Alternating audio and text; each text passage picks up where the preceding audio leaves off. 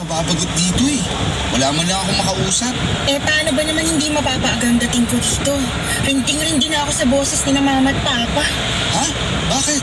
Ano nangyari?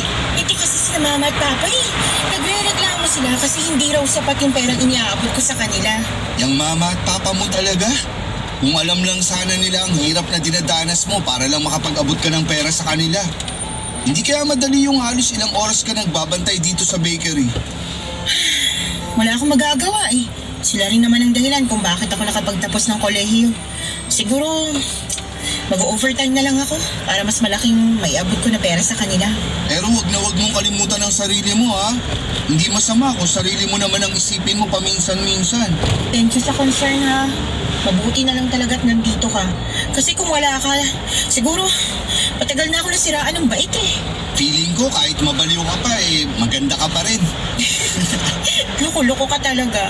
Nga pala Ellie, may gusto sana akong sabihin sa'yo. Bakit? Ano yun? Alam mo naman siguro na mag-iisang taon na simula nung magtrabaho tayo dito sa bakery, di ba? Ha? Oo. Tungkol saan ba to ha? Tapos tuwing may problema ka, palagi naman ako nakikinig. Palagi naman ako nandito para sa'yo, di ba? Alam mo, naguguluhan na ako sa'yo. Kailangan mo na yata magpahingi. Pagod lang yan, Ramir.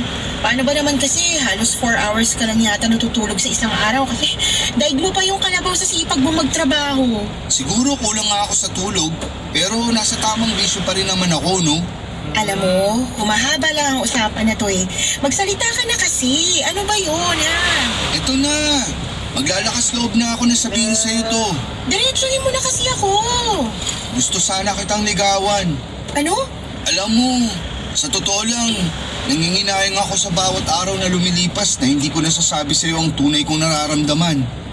Kaya ako naglalakas loob na sabihin sa'yo to kasi ayoko nang mag-aksaya ng panahon. Ramir, ganun din naman ang nararamdaman ko para sa'yo eh. Seryoso ka? Oo, hindi ka naman kasi mahirap mahalin. Mabait ka at marunong ka makinig.